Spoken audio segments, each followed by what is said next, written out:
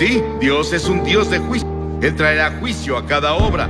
Y Él estableció un día en el que Él traerá el juicio al mundo. Pero Dios también es un Dios de amor. Nada se compara al amor de Dios. La Biblia dice, Dios es amor. Sí, los he amado con amor eterno, dice Jeremías. Y por esa razón Dios creó al hombre. ¿Te has preguntado por qué estás aquí? ¿Por qué Dios creó los humanos? ¿Y cuál es el propósito de los humanos? Dios te creó porque Él es un Dios de amor. Y Él quería que otras criaturas en el universo pudieran elegir amarlo también. Entonces, Él creó al hombre, Adán y Eva. Él los puso en un paraíso perfecto. Y creemos que se localizaba en un país que ahora se llama Irak, en la cabeza del Golfo Pérsico. Mucho de la Biblia se escribió en Irak, Nínive, Babilonia, Ur de los caldeos, de donde viene Abraham. Y Abraham es el padre de los judíos, de los cristianos y del pueblo islámico.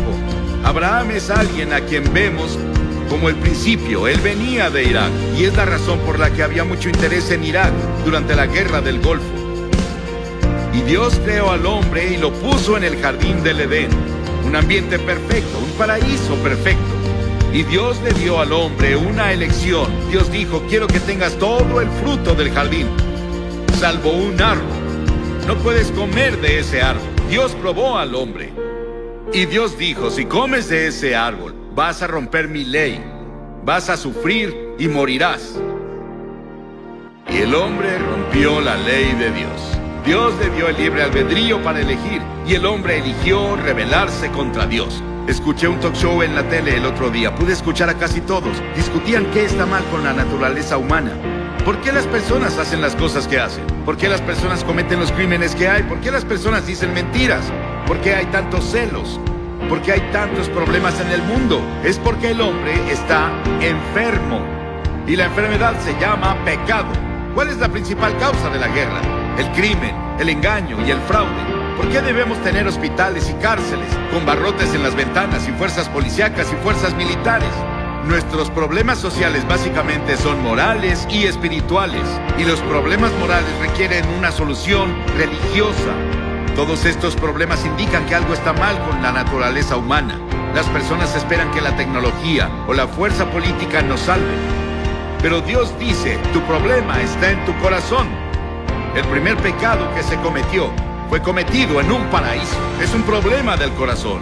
Jesús dijo, porque del corazón salen los malos pensamientos, los adulterios, la fornicación, los homicidios, los robos y las calumnias. La Biblia dice en Romanos 6, la paga del pecado es muerte. La Biblia dice, pecado es romper la ley. ¿Qué ley? La ley de la conciencia. ¿Has ido en contra de tu conciencia? Cometiste un pecado. ¿Alguna vez has roto alguno de los 10 mandamientos? Eres pecador. No has cumplido los requerimientos del sermón de la montaña. Eres un pecador. No cumplimos lo que Dios requiere. Somos pecadores ante Dios. Y el pecado se interpone entre Dios y tú. Se interpone entre tú y la paz. Entre tú y la felicidad. Entre el gozo y tú. Entre tú y la seguridad de que si mueres irás al cielo. Salomón, el gran rey de Israel, una vez dijo, no hay un hombre sin pecado. Estamos alejados de Dios. Recordemos eso. Estamos separados de Dios. A pesar de eso, Él aún nos ama. Sí, hay un infierno. Hay un infierno en esta vida, pero también hay un infierno en la vida venidera, si estamos separados de Dios. La Biblia enseña que la muerte tiene 3 dimensiones. Hay una muerte natural, cuando mueres. Vas a ser sepultado o vas a ser cremado, como sea que lo hagan. Desaparecemos de esta tierra, pero hay una muerte espiritual. Dentro de ti viven tu alma o tu espíritu. Esa es la parte de ti que vive para siempre. Es la parte con la que tienes comunión con Dios. Y has quebrado la ley de Dios y como resultado estás espiritualmente muerto.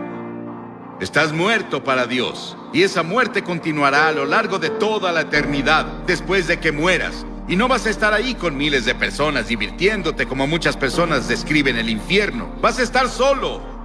Vas a estar en una terrible soledad ahí.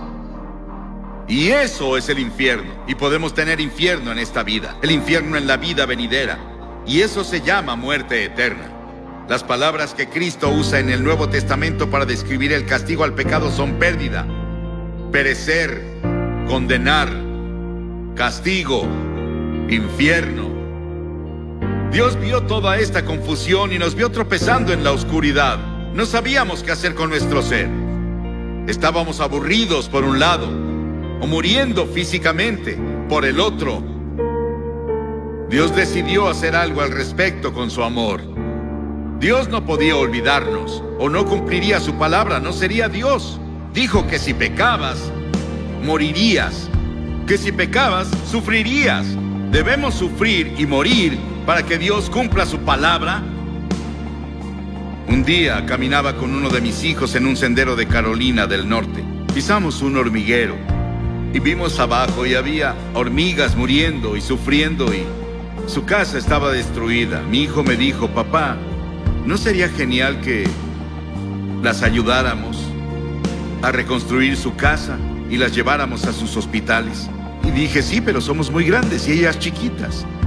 Y pensé que era una buena ilustración. Dios miró desde el cielo y nos vio con toda nuestra oscuridad, con nuestros tropiezos y nuestros problemas y peleas y disputas y dificultades y guerras.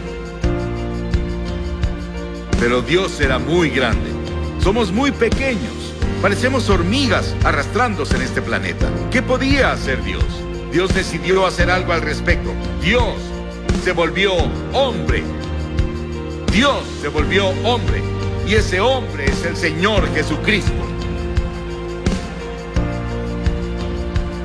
Él nació de la Virgen María y vino con un propósito. Él vino a salvarte y a salvarme y a salvar al mundo. Y Él vino a morir. Es el único hombre que vino al mundo con el propósito de morir. Llevó nuestros pecados a la cruz. Lo llevaron fuera de Jerusalén y lo clavaron ahí los romanos, no los judíos, los romanos. Lo llevaron fuera de los muros de Jerusalén y lo clavaron en una cruz. Y Él derramó su sangre. Y en ese terrible momento, cuando estaba ahí, dijo: Dios mío, ¿por qué me has abandonado? Y en ese terrible momento hizo 7 agonizantes expresiones. Y en esas expresiones Él nos decía que se llevó nuestros pecados. Fue hecho pecado por nosotros. Piénsalo, Él fue hecho pecado. Se volvió culpable de tu adulterio. Se volvió culpable de todos los pecados sexuales que cometiste. Se volvió culpable de toda la envidia y los celos y las peleas y los asesinatos y homicidios que lees en los periódicos casi a diario. Él lo hizo pecado por nosotros. El Señor puso sobre Él la iniquidad de todos nosotros. Piénsalo. Él tomó nuestros pecados. ¿Y qué debemos hacer? Debemos arrepentirnos del pecado. A lo largo de todo el Antiguo Testamento, los profetas decían: arrepiéntete. El primer sermón que Jesús predicó fue: arrepiéntete. En todo el Nuevo Testamento escribió: arrepiéntete, arrepiéntete, arrepiéntete, arrepiéntete. ¿Qué significa arrepentirse? Significa que confiesas a Dios: he pecado contra ti, Señor, lo admito. Significa que te vuelves de tus pecados. Estás dispuesto a dejar que Dios haga su voluntad en tu vida y estás listo para seguirlo y servirlo desde ahora. Eso es arrepentimiento.